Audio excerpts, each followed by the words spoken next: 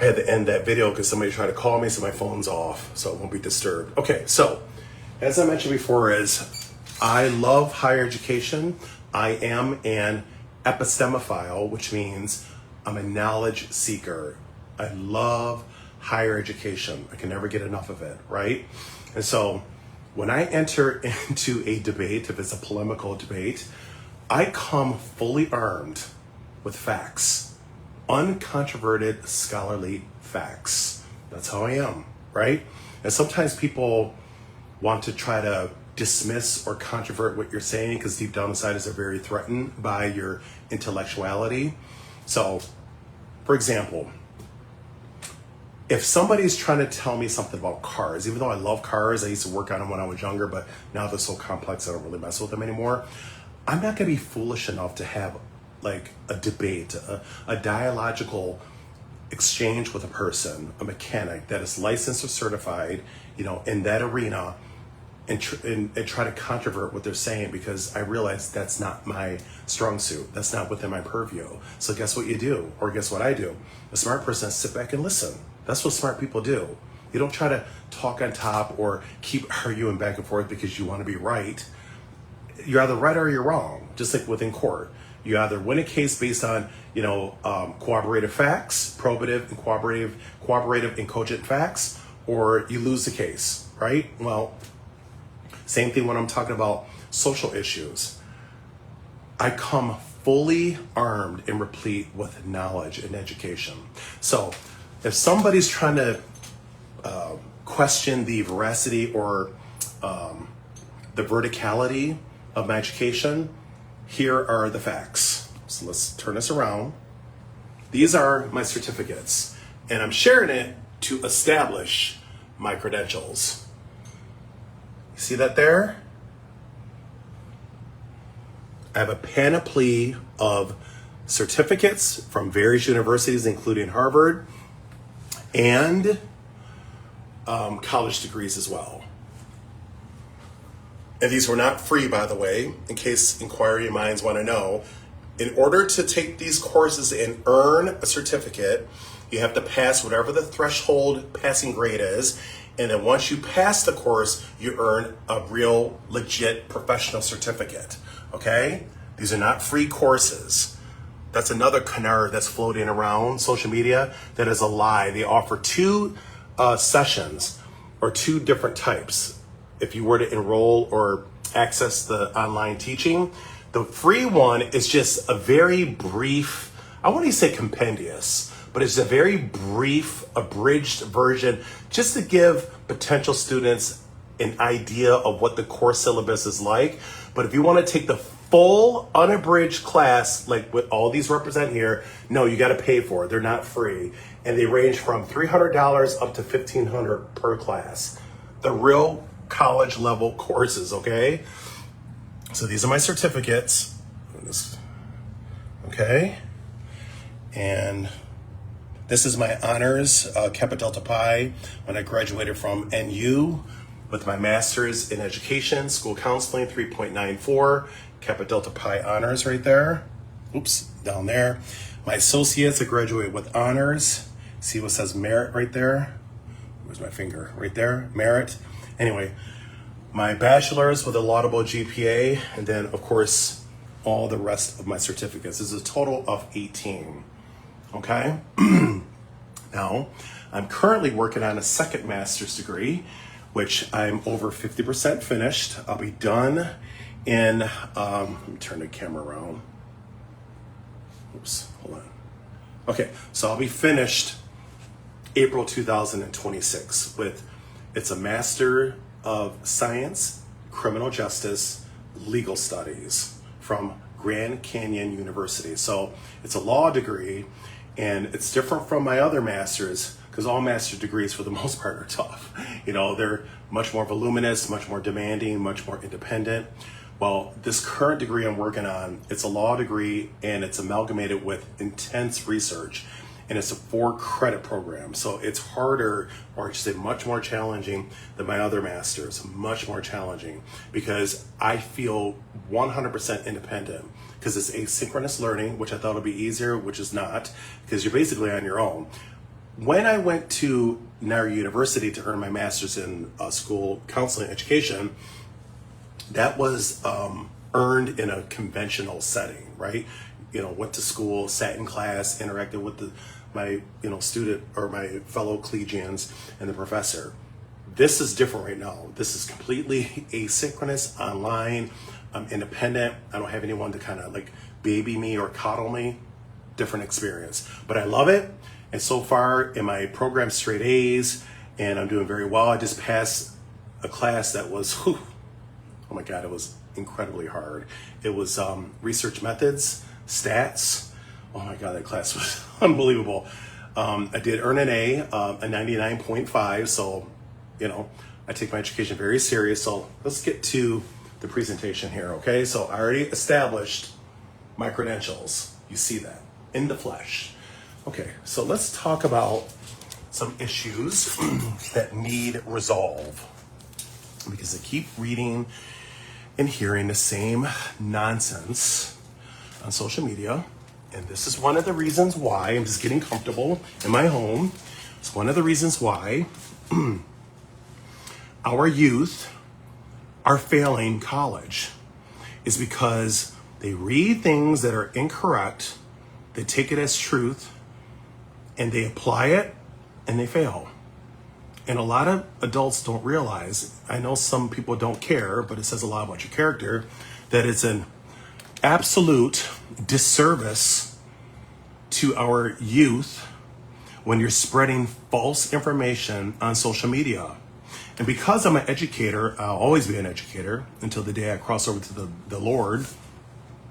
If I see something that I know is false on its face, whether it's done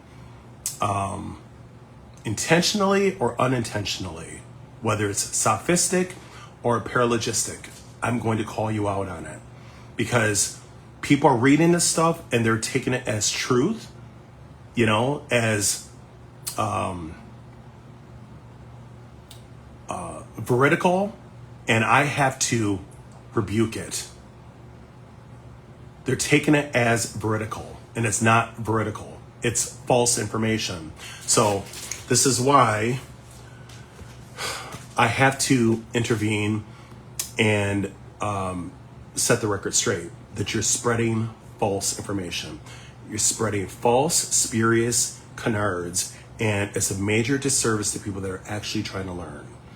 Okay? So I do understand that sometimes when people, because of their mindsets, what they were taught growing up, that they don't want to accept facts, new information that's going to rebuke or quash or abjure information that, or false information that they've been taught or inculcated their whole lives. I understand that. Okay? But the point is that if you continue to spread false information, again, it's like breeding a wildfire. It's not helping society. It's doing the opposite, the polar opposite. So somebody had inboxed me saying, oh, well, some of the things you're saying on social media is, racist and anti this and that. No, we're not going to do that. I know what you're doing. You're trying to project. You're trying to gaslight. You're trying to deflect and prevaricate. That's not going to work with me. It's called telling the truth. It's called facts, because I'm a fact finder, right? Whatever I say on social media, even though sometimes I get passionate because of dealing with the gormless people that I deal with, the people that just don't believe in reading because they're lazy, I'm very passionate in my response, because I'm like, what is wrong with you? You are spreading false information that's corrupting and vitiating young, malleable minds that are actually trying to learn something. So I take major offense to that. I really do. Major offense. And then some people say, oh, well, you're an older person and you're grumpy. I'm like, no, I'm handling my senescence very well. You know what senescence means? The process of getting older. We're all, if you're lucky to live that long, you're not going to stay 20 forever. Nobody's going to stay 20 forever. We age. That's part of life, right? So I'm accepting and enjoying my senescence. So I don't know where you're going with that nonsense, but people will say all sorts of things because deep down inside is they don't want to be challenged and admit that they're wrong. That's the biggest, it's an ego thing, right? Well, I'm here to unfortunately quash, extirpate, and defenestrate your ego. Yeah, so if you don't like it, that's not my problem. It's called reading. So let me first start with, let me see what some people were saying. Slavery. I always get that nonsense about slavery. Was slavery a horrible thing? Obviously, yes. I mean, you don't need me to tell you that. What I find that is so interesting is when I'm learning about something, I want the total facts. I don't want a narrative to be stripped and framed to suffice or assuage a certain agenda just so everyone can feel better about themselves. No, I want to hear the full facts. So when people talk about, well, you know, I'm not going to claim my light skin coming from white ancestry because that comes from RAPE. First of all, again, reading and listening are skills, right? You cannot prove unless you have documented, uncontroverted proof that you are the descendant of RAPE. You can't make those claims. I'll tell you why. Because even though that did exist back then, but not all mixed race people, they used to call us mulattoes back in the day, mulattoes, quadroons, octoroons, mustafinos, musties. But even though it did happen back then, not every case was a resultant outcome of RAPE. Some enslavers, again, if you don't believe me, I have a reliable source, a credible source. Dr. Lewis Henry Gates has a PhD in history. You know, the guy that does the genealogy research on people, the celebrities. That's on, I think it's genealogy, that show. I think it's called American Genealogy. I don't know the specific name. That might be it. He talks about it on several of his videos. So, like I said, it's whatever I say in this live video, I have proof, scholarly sources, people with PhDs, you know, with several publications, vetted, a proven track record to support, confirm, and validate what I'm saying. So if you don't like it, the truth hurts. So let me go back to what I was saying. He talks about this, Dr. Lewis Henry Gates, in many of his videos, that not all mixed race people are the resultant outcome, I'm talking about during slavery, from RAPE. In fact, there were a number of them, some of them were documented, where their fathers raised them, took care of them, even provided housing, but because of miscegenation laws that prohibited interracial unions, because you could be persecuted, unalived, and all these terrible things, they had to cloak it, keep it cloaked, keep it hidden, keep it covert, because they realized if they were to profess their love, you know, publicly, or, you know, if they were to promulgate it, that could devolve to crime, you know, being persecuted, as I mentioned, unalived, all these terrible things. So this is why a lot of times in those types of situations, those unions were cloaked. Yes. So not all mixed race people are the resultant outcome of that. Secondly, we have to look at the genesis of chattel slavery.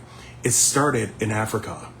The West Sub-Saharan Africans sold their own people and members from other tribes to the Europeans into chattel slavery.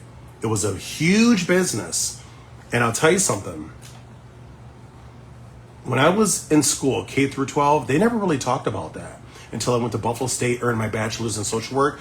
I took an African American history course, got straight A's. You know, it was purely written tests and assignments. There was no multiple choice. Everything was a written exam and straight A's across the board because I was so fascinated by the history. And Dr. Johnson, God bless his soul, because I do believe he passed away. This is what I heard. And he was, I mean, this is over 20 years ago. Like, let me think.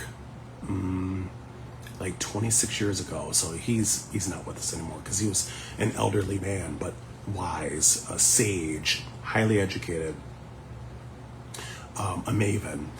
And he had mentioned in class, and I was shocked. He's like, you know, with slavery, it started with black people selling their own people. That's where it started.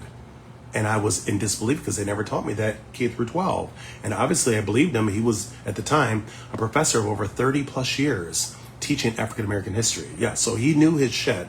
And I was like, wow, you know, like, really? So he explained to the class that just like chattel slavery with the Europeans, they also engaged in sex trafficking, RAPE. Oh yeah, they did the same exact things that the Europeans were doing. So I just want you to know, when I look at history or look at facts, I want everything. I want bits and pieces, stripped and framed information to suit an agenda or some kind of doctrinarism. No, I want total facts. And I'm going to show you a clip from Dr. Lewis Henry Gates that talks about what I just mentioned to you and how people try to silence him because they don't want to hear the truth. And like I said, denialism to me is a disease. Denialism can lead to a lot of problems because when you're taught false information, people start taking haphazard measures when it comes to certain things. They start making gross mistakes that can affect their lives forever. So this is why education is paramount. It's important to know your facts as opposed to fiction, because again, knowing false information can be extremely dangerous and deleterious. Just keeping it real. Okay, so let's listen to Dr. Henry Louis Gates. Again, PhD in history, vetted in the field over 30 years, and he knows what he's talking about. So let's listen to him, shall we?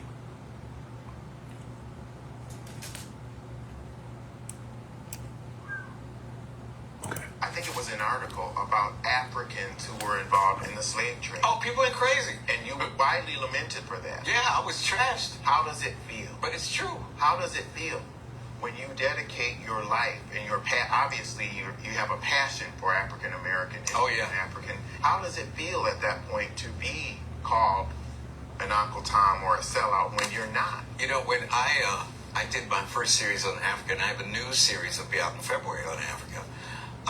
I talk about the African role in the slave trade. But this is like saying that your tie is crimson. Every scholar knows this. 90%, no one disputes this figure. Of all the slaves shipped across the ocean were captured by Africans, sold along the coast to white people called factors, and then shipped. Right. It was a business. And there were Africans who grew rich. And they were African elites, merchants who grew rich on the slave trade. But no scholar doubted that. But when I revealed that in 1998, people, they said, how could you do that? You've revealed. No one said that I was wrong. They said, you told our deep, dirty secret. What I'm getting at is this cultural resistance. Maybe it's from years of experiencing pain from racism. Right. But I'm not running for mayor. I'm a professor. Right.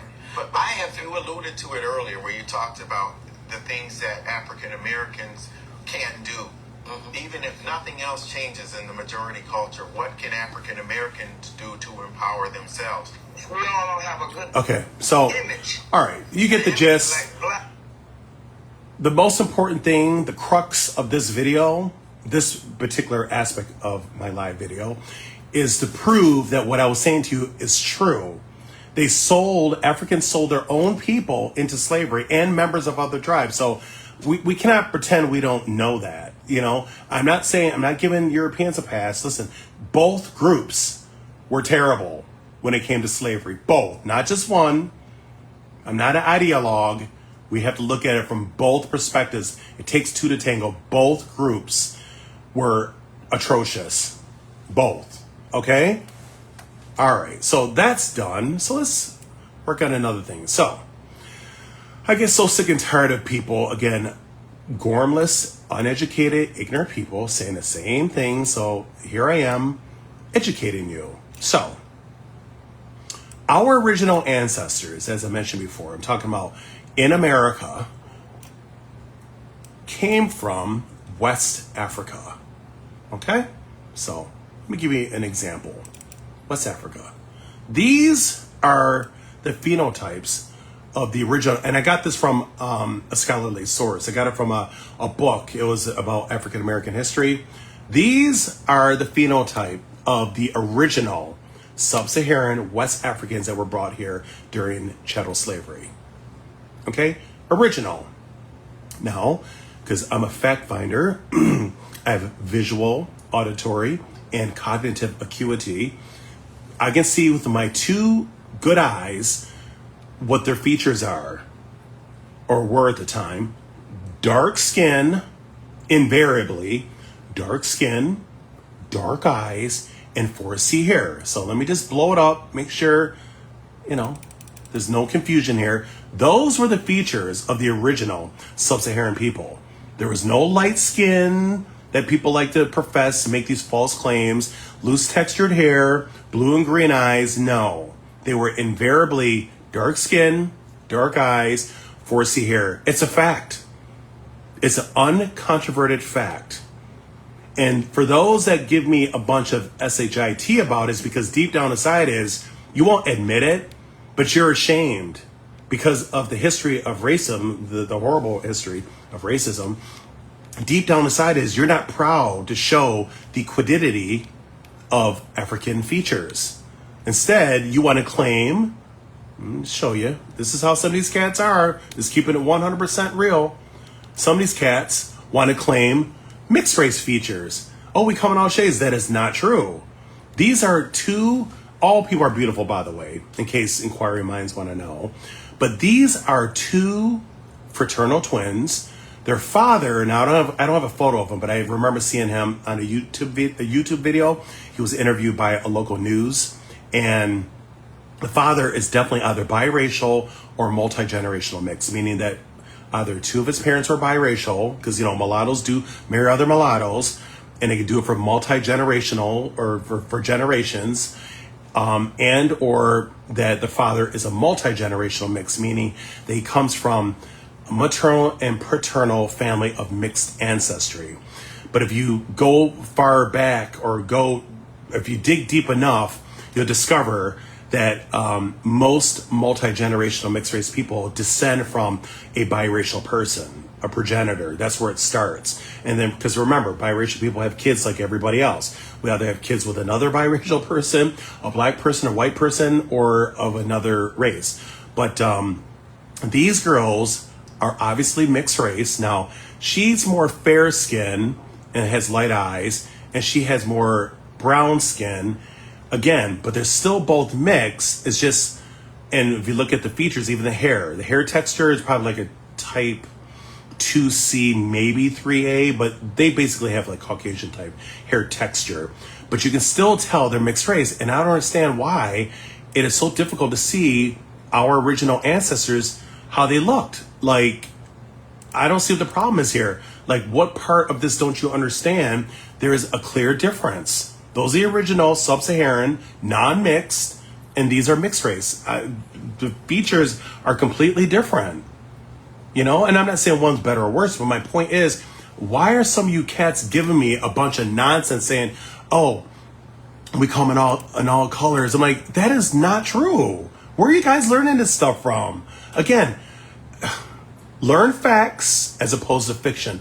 Our original ancestors did not come in all colors, and they came from West Africa. They didn't come from Horn Africa. Now, some people, since we're on this topic, are questioning the,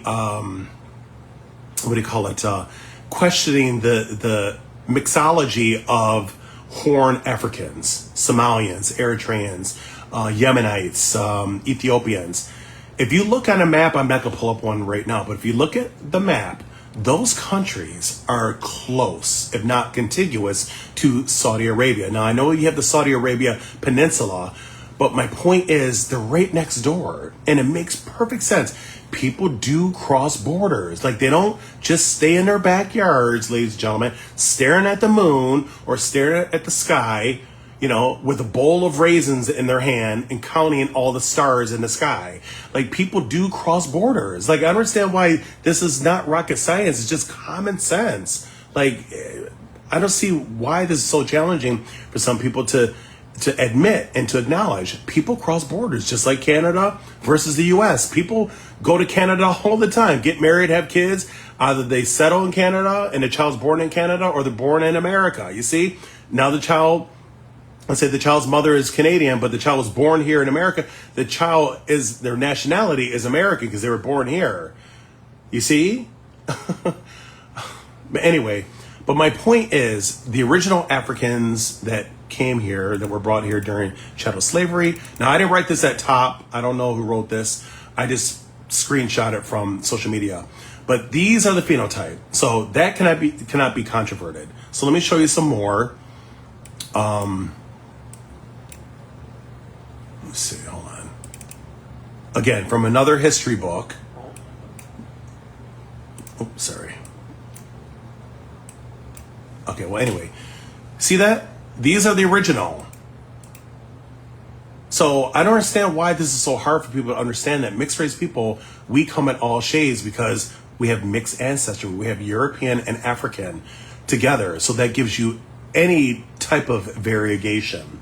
We have light skin, we have darker skin, we have light eyes, straight hair, wavy hair, curly hair, tight 4C hair. Yes, blue eyes, green eyes. Yes, because you inherit traits from both of your heritages, and it's reflected in your morphology, in your phenotype.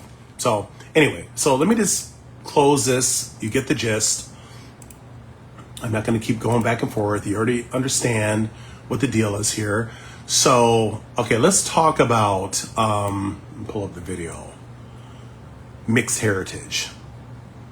Again, coming in all shades. I said this before and I say it again as, I don't care about opinions. Opinions are derisory and lilliputian. They're small, laughable. They cannot change public policy and law. Research has the plenary power to change public policy and law. And in fact, I mentioned this before and I'm going to mention it again, Congress periodically, because I just wrote this in my graduate program, my criminal justice legal studies program, Congress periodically confers with personages from the ABA, which is the American Bar Association, which was incepted in 1878, and the AMA, which is the American Medical Association, which was incepted in 1847. Personages from both associations about research findings when they do cross-sectional, longitudinal, temporal research designs, whether it's an inductive, deductive study, diffusion of crime versus displacement of crime, all these different dynamics in a research. And they share those results during their conference or when they're exchanging, knowledge or education or having their dialogical exchange. During that time, Congress gleans and culls information from what the researchers have shared with them. And those tenets from the research are what helps to formulate laws in the three branches of government. A lot of people don't realize that. So a lot of administrative case/common, constitutional, and statutory laws are derivatives of research. They derive from research. And remember, as I mentioned before, is research has a plenary power to change public policy and law. Opinions don't mean anything. They're Lilliputian. It's like when you go to court and you try to aver a case with hearsay. What does the judge tell you? That's hearsay. That's inadmissible. It's like in one ear out the other. Doesn't mean anything.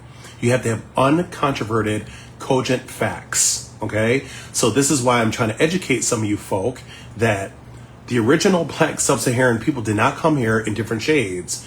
Mixed race people come in all shades. And we also could be multi-generational. So, for example, this guy here, Rock Newman, he's, I guess, like a socialite or a political pundit. He was shocked to learn that he's 80% European and 20% African. I said to myself, how do you not know this? Look at your phenotype. Even though I know phenotypes sometimes can be a little deceptive. They're not always 100% reflective of your genotype. But come on, West Africans don't look like you, sir. I mean, he basically looks Caucasian to me. If he lived in Spain, Portugal, Italy, Sicily, I won't even question who he was. I would think he was just a Southern European. So listen to what the owners of African ancestry DNA tell or share with him about his phenotype and about his admixture test, which shows 80 and 80-20 composition. Listen to what they say, because listening, I tell people, is a skill. And Dr. Kittles explains to people, educates people that the original Africans were not light skinned. It comes from mixed ancestry. So let's listen. And Dr. Kittles, by the way, not only is a proprietor of African Ancestry DNA, which has been around for over a decade, he also holds a doctorate in molecular biology. So if there's anybody that knows about ancestry-oriented stuff, would be him. So let's listen to what Dr. Kittles has to say. But we didn't look at them. You got me really confused now. Okay, all right. No, I understand. No, Oh, okay, good. I'm not so confused. So the third test you took. Listen. No. Can't do that. So the third test you took is not specific to one branch of the tree or the other. It looked at your entire genetic family tree. So we were seeing how much European ancestry does he have, if any? How much African ancestry does he have, if Right. any? How much indigenous ancestry does he have, if any? And so we have those results. Right, and I got a segment of my family out there saying, look, just take those two and leave well Stop alone. now.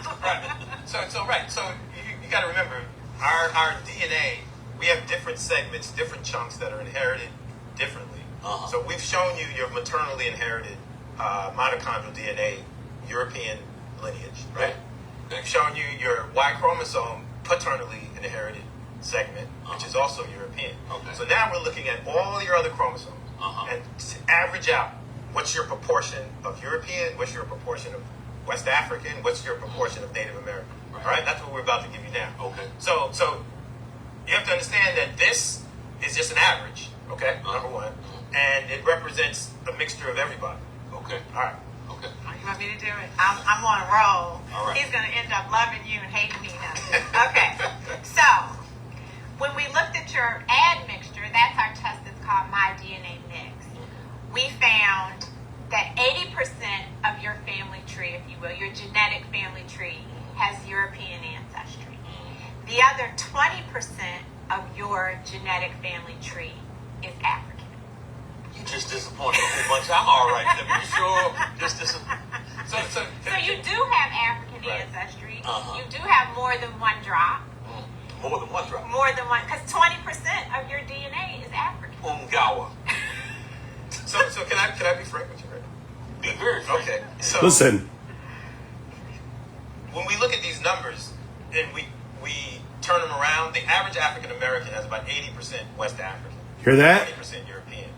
But yours is the opposite. Flip. Yeah. So you're 20% West African, 80% European. And based on what you said about your family history, where you grew up, it's not really surprising. I mean, I do know a little bit about that area of Maryland, and so it's interesting. You have a very interesting family history, and it's reflected in your DNA. The thing that I want you to think about this, because it goes back several generations, did start with you, okay? Right. So if you have 80% European ancestry, that means that you got 40% of that from your mother and 40% from your father. Okay? So for you to have 80, 40 from her, 40 from him. Right. And if they gave you half of what they have, that means that they both were 80%. Do you understand what I'm saying? So both of your parents look just like you in a sense genetically, in terms of having significant European ancestry. Right. You see what I'm saying? Right. Right. So I'll say this one more time, just so you can really understand. So if you're 80%, 40% of that came from your mother, Right. 40% from your father, which is half of what they had. So that means that they were 80% European also. That's his mother. And so it goes back to their parents, which are your grandparents. And so it's interesting how in certain communities, African American communities around the country, in particular on the East Coast, there's this light-skinned sort of preference that occurs with certain families. Oh, certainly. And so you see, your parents probably similar in terms of skin color as you and your grandparents. Sure. Yeah. Right. Yeah. So it's like it maintains that proportion across generations. Okay, it maintains. Because you're attracted to people who look like you. Yeah. And so then when two people who look the same are attracted or look similar, then they produce offspring that look like them. And then those offspring are attracted to people who look like them. Right. Okay. Okay. So some people wonder, how can we maintain such high levels of European ancestry in certain families? It's because of the mate preference. They, the parents preferred each other. They both were from a similar sort of genetic background and probably social economic background, and then they, so that's maintained. I just think that's really interesting. Yeah. Thank you, Dr. Kittles. So let me stop the video. So for those that like to disagree with me because you just want to be a thorn in my ass, there you go. From the horse's mouth itself. He has a doctorate degree, not diminishing mine because I'm close to him. Again, I'm going to be finished with a second master's and I'm going to work on a third. So I come fully loaded as well. But my point is, there you go, from the horse's mouth itself. He's the proprietor of African Ancestry DNA. And he has a doctorate in molecular biology. So for anyone that knows about race mixing, phenotypes, genotypes, morphology would be him. So you heard what he said. Okay, so anyway, let's move on to the next festivity, shall we? Give me 1 second, okay?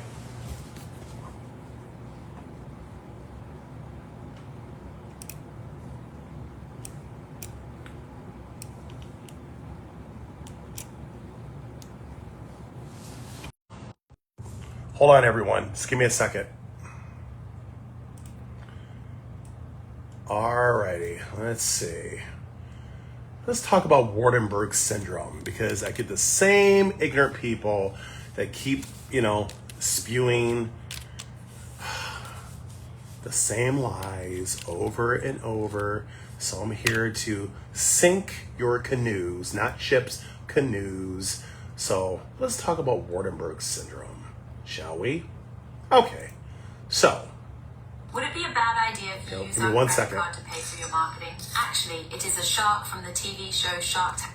Waardenburge. Okay, so, like I said before, the analogy I used about a person representing themselves pro se or pro per without a law degree, walking into a court trying to tell a judge what the law is, you look very foolish. It's like me trying to tell a doctor on how to operate and I have no MD next to my name. Some people are just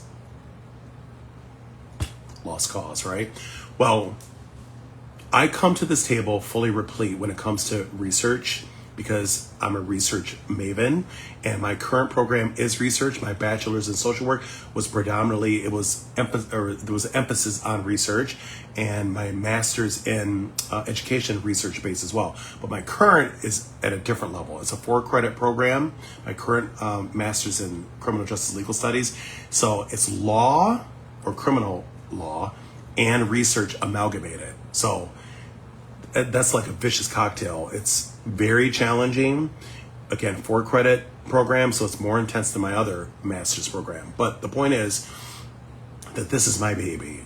And I do very well in research. I love research. Again, I'm a maven when it comes to research. And when I talk about this, I come fully equipped, replete with knowledge. Okay, no half-ass shit. Just saying. Okay, so Waardenburge syndrome. I'm going to have Dr. Bolin, who's been in a public domain for 12, 13 years now, talk about Waardenburge syndrome.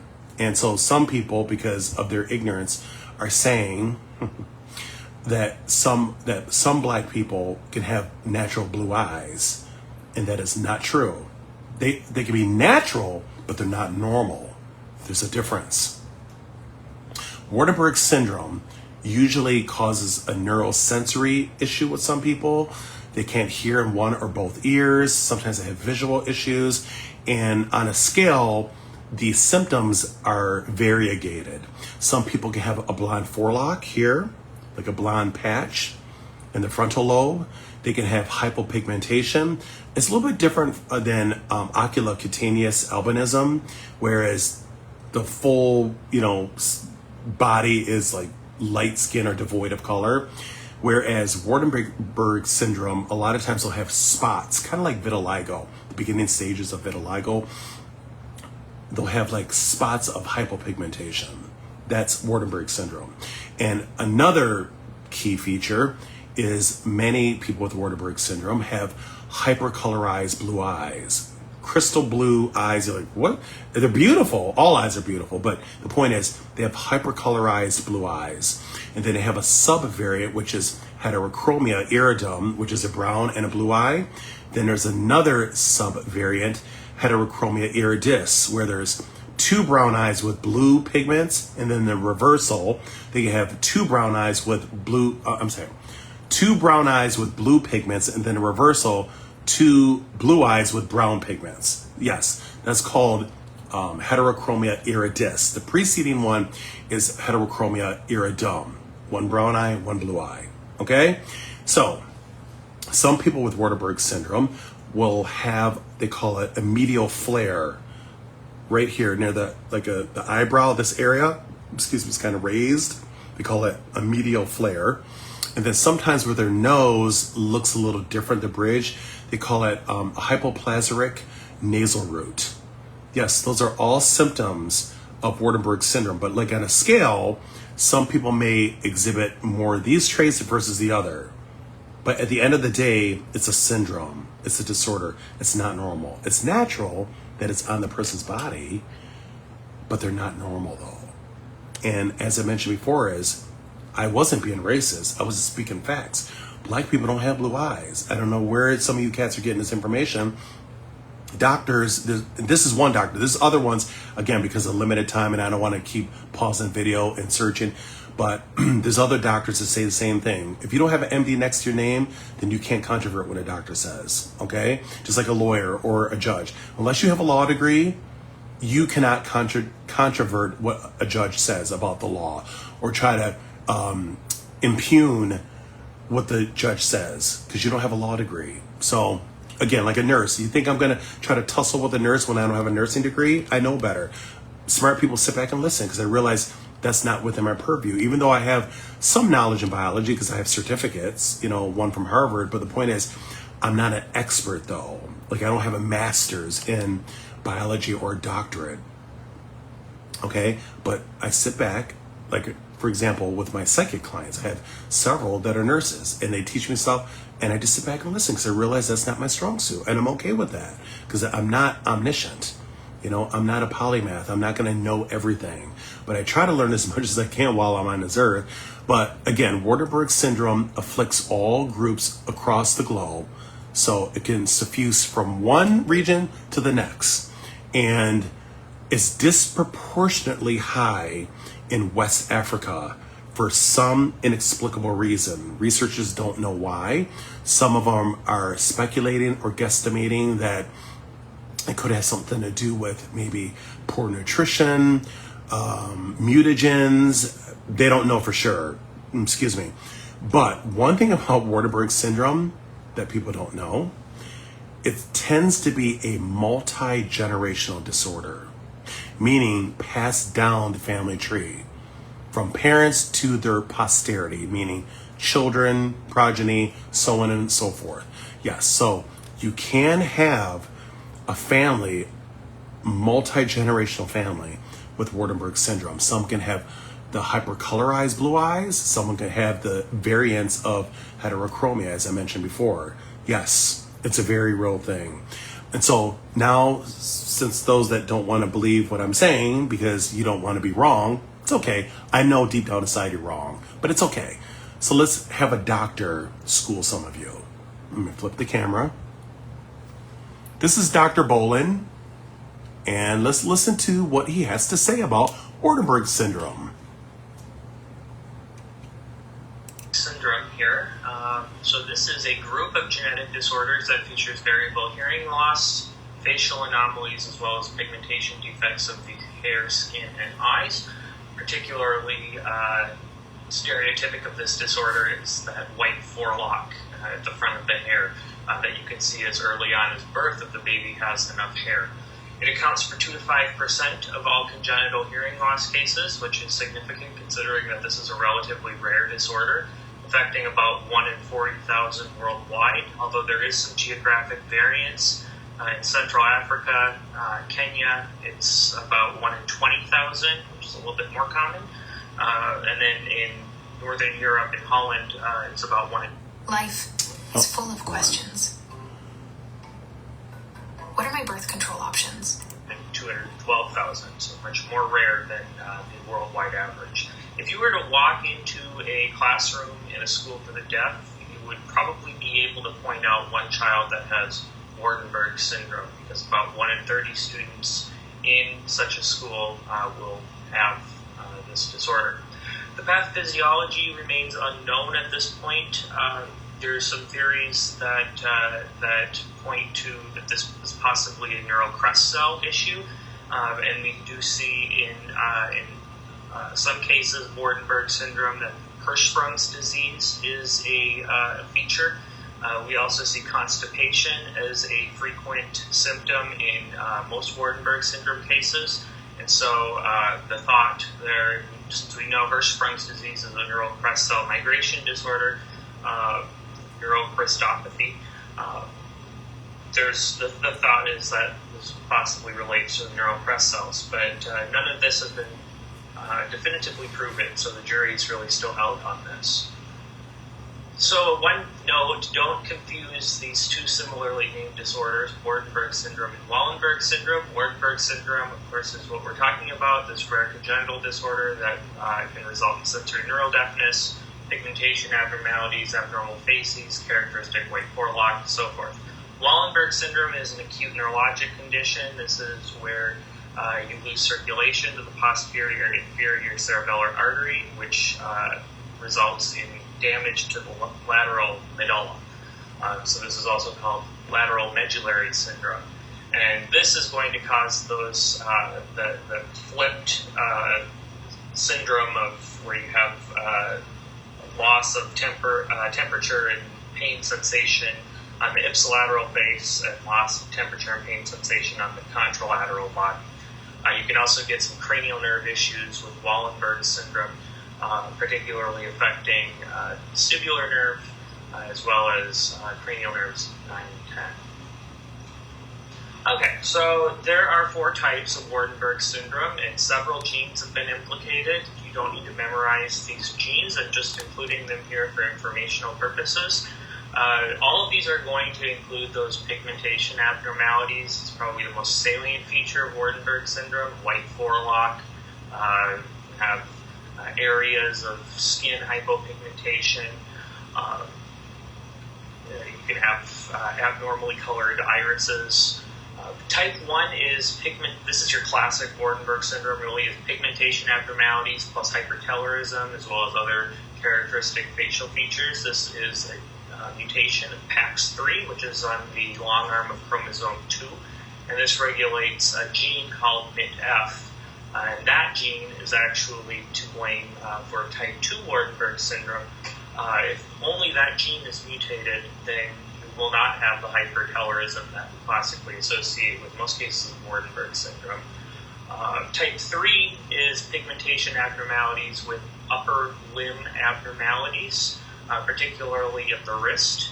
And this also has to do with PAX3. I'm not exactly sure how you get type 1 versus type 3. Okay, I'm going to kind of fast forward a little bit. Oh, hold on, let me just... So you can see the video yourself on YouTube. I'll leave a link on this live video. So let's get to... Okay, all right. Let's get to the there are a lot of different visuals. Criteria. No patient is going to have all of these.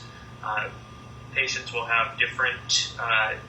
each patient is going to be different, and there's going to be different degrees of severity. So this is heterochromia iridum. Heterochromia iridum is where you have 2 different colored eyes, 2 different colored iris. So here you see that sort of a brilliant blue iris that we characterize with Waardenburg syndrome, but then this eye here is brown. This is heterochromia iridis. So heterochromia iridis is where you have 2 different color, the same iris. So iridum, 2 different color eyes. Heterochromia iridis is 2 colors in the same iris. Again, here you see that brilliant blue iris here, and then a little bit of brown pigmentation. So here's a patient who has a synophrys, and this is just that medial flaring of the eyebrow. It almost kind of looks like a unibrow, but usually a unibrow would connect up here, and so this is just coming down the nose. And then this patient also has heterochromia iridum as well. And then you can see that there's a lateral displacement of the medial canthus. Usually the medial canthus would come a little closer to the nose. Here's a baby with Waardenburge syndrome. This baby happened to be born with a lot of hair, and so that makes the diagnosis pretty easy. This is an example of what the skin hypopigmentation would look like. So one way that you're going to differentiate this from P-baldism is that with P-baldism, the skin hypopigmentation tends to be symmetrical, whereas with Waardenburg syndrome, it tends to be, it can be asymmetrical. Not in all cases, but it's just a tendency. You can see the white forelock up here as well. Listen. So this child obviously is of African descent, but these eyes are remarkable, and children that are African certainly do not have blue eyes in the vast majority of cases. This tends to be something you would see more in Northern Europeans, but these blue irises are pretty incredible. You can also note a little bit of white hair, and that's of course abnormal for a child. And then he does have a degree of hypercolorism. So this child also has the white forelock. You can see that there's hypercolorism here as well. Slightly hypoplastic nasal alley here and a long philtrum. This gentleman has P-baldism, but I wanted to include this because this is sort of what Waardenburg's type 2 would look like, where you don't really have those characteristic facial features. His eyes are, it's kind of hard to see since he's turned, but he doesn't have any of those ocular features. He doesn't have hypercolorism, but he does have a white forelock. And so P-baldism is part of your differential for Waardenburg's. So again, here you see an African male who has blue eyes and a white forelock. That's very characteristic. So this woman has heterochromia iridum, heterochromia iridum, and then white forelock. Remember, iridum is brown and blue eye. Iridis is bicolor in the same eye. This gentleman also has heterochromia iridum. He has graying of the hair, but note that, in addition to this hypoplastic alley, broad nasal root, and this medial flaring here, he also has this sort of asymmetric graying of the hair. That's another thing that you can see too, more in adults. So the diagnosis can be confirmed with cytogenetic testing as usual in genetic syndromes. And this is something that you can do in any patient. It will be particularly helpful, though, if you need to differentiate this from. Okay, so there you go. Dr. Bolin, MD, he's been in the public domain. Let me see. He has 328,000 subscribers. He's been in the domain for about 10 years, okay? MD, let me flip the camera over. Right there. Get close. You can look him up yourself. There you go. From the horse's mouth itself. Again, what I've been saying on social media, stop trying to gaslight, project, deflect, and prevaricate and make false accusations saying, oh, I'm being racist. No, it's called telling the truth. It's called higher education for a reason. Again, would you go into court and debate and controvert a judge that has a law degree and that's a judge? No. So why would you do it with me? You don't treat me differently. I have the credentials. Again, I only embark upon topics that I'm conversant on. Now, again, if it's something with the nursing, I sit back and listen because, again, that's not within my purview. That's not my strong suit, and I'm okay with that. I'm not omniscient. I'm not going to know all things, okay? I know a lot of things, but I am not omniscient, so I'm completely okay with that. But that's what smart people do. They sit back and listen. But some of you cats want to continue going back and forth, have this dialogical, battle. Like, what are you trying to prove? At the end of the day, the earth is still round, it's not flat. I'm just saying. Okay, and let me see. There's one more I want to show you. Give me 1 second, okay? Hold.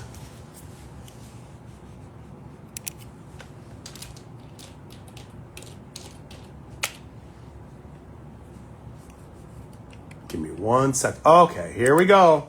A rare genetic disorder I love known as knowledge. Waardenburge syndrome is becoming common among children in Ghana. Did you ever listen to me back this up again? Hold on. Waardenburge syndrome is becoming common among children in Ghana. Deputy Chief Audiologist at the Colorism Teaching Hospital, Madame Jemima Finn, said Waardenburge syndrome is the #1 cause of hearing loss in the country, with a prevalence rate of 4.8%. The disease has no cure, but can be managed. Waardenburge syndrome is a group of genetic conditions that can cause hearing loss and changes in coloring of the hair, skin, and eyes. Although most people with Waardenburge syndrome have normal hearing, moderate to profound hearing loss can occur in one or both ears. The lack of appropriate melanin in the human body is a contributory factor of the disease. The prevalence of hearing loss in our country is estimated to be about 4.8% of the population. And its effect on children, we see that it's quite grave because it's a prelingual effect. The child has not developed language yet, and so that makes the effect of the hearing loss more severe. Kajume was born with Waardenburge syndrome, unknown to her parents. 6 months after, it was detected that she has a white forelock and blue eyes. Further tests revealed a severe sensorineural loss in both left and right ears. She is unable to speak due to the hearing loss and now lives in her own world, which is uncontrolled. Statistics from the Hearing Assessment Center of the Colorism Teaching Hospital indicate that the Waardenburge disease is the leading cause of hearing loss in the country. Some of the symptoms that you see that the person's skin is like the person has been bent and when it recovered, that's how it can cause the melanin, which is supposed to cause the blackness of the skin, wasn't enough. So you see that quite a lot in some of them. And then also sometimes the facial orientation of the nose and the eyes are a bit different from normal. Rebecca is yet to receive a cochlear implant at the Pretoria-based Ear Institute in South Africa. She is said to need 180,000 Ghana cedis for surgery and therapy. Previous efforts to raise the amount has not yielded the desired results. The surgery is also time-bound. After 3 years, we will not be able to help her, meaning she will remain deaf. And Chota is 2 years, 9 months as we speak. Okay, so you heard that. That's in Africa. I told you it's a big issue. Waardenburge syndrome is disproportionately high. And as Dr. Boland said, they don't know the reason behind it. Again, Waardenburge syndrome. So let's see.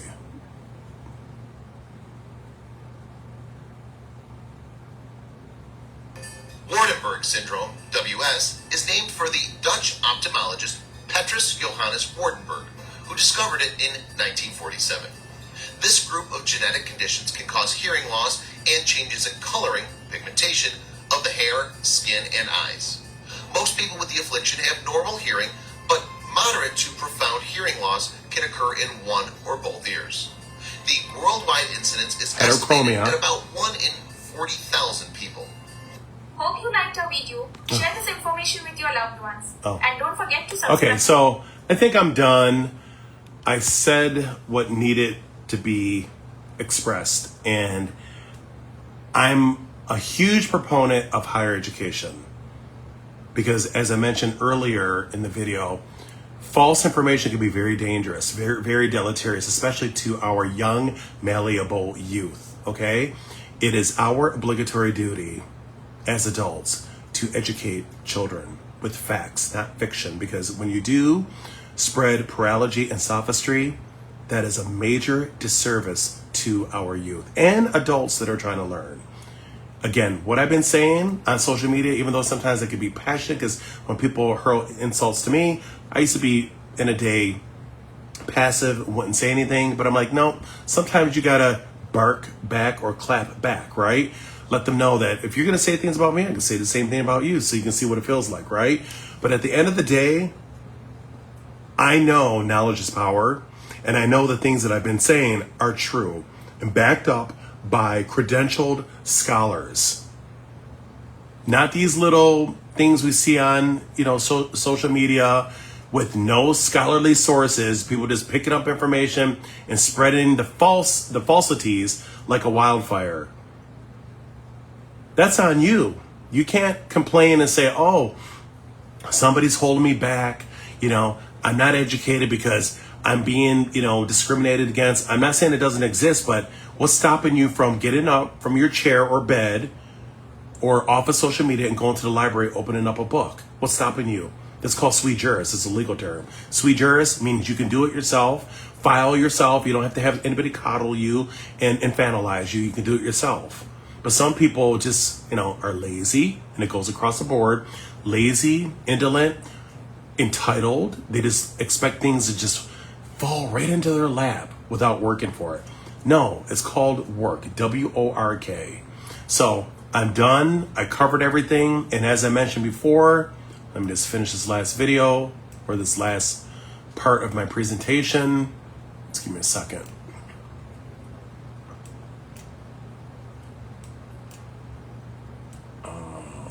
Where is it? Okay. We'll flip the camera over. Mixed race people come in all shades. That's a beautiful mixed race queen. I believe her father is African American that also has some white ancestry, and her mother is white. Now, I don't know if her mother's 100% white, but she's for the most part a beautiful biracial woman. Okay, and all people are beautiful. But my point is, she clearly looks very different from our original ancestors. Right there. How do you not see the difference? I mean, that can't be controverted. It's a fact. And by me expressing and sharing facts does not make me anti anything. It's called telling the truth. It's called higher education for a reason. So stop with the bullshit. Stop with the gaslighting. Stop with the false accusations. Just because you don't like what somebody hears because it's the truth and it causes compunction and anxiety in you, that's not my problem. That's something you need to deal with. I don't know, go see Dr. Phil. But as I mentioned before, his opinions are derisory and lilliputian. They can't change anything. But guess what? Research has the plenary power to change law and public policy. Your opinions mean absolutely nothing. Again, it's tantamount to hearsay in court, in one ear out the other. It has no weight whatsoever. It's not going to affect the adjudication of a case. Nothing. Just letting you know. Just keeping it real. And I'm working on a law degree. And I'm going to be working on a third law degree when this one's done. But my point is, these are the original. Not light skin, not blue and green eyes, not loose textured hair. That's a mixed race woman. There's a difference. Both beautiful, but they're not the same. And you don't have to have visual acuity to see the difference. Even if your vision is obscured in some kind of way, you can still see that there's a clear difference. So I'm done. Have a blessed day. And for those dissidents and naysayers, haters that keep making these false accusations, at the end of the day, I'm the one that doesn't look stupid at you. And I'm going to send you an invoice for all this invaluable education. Good night.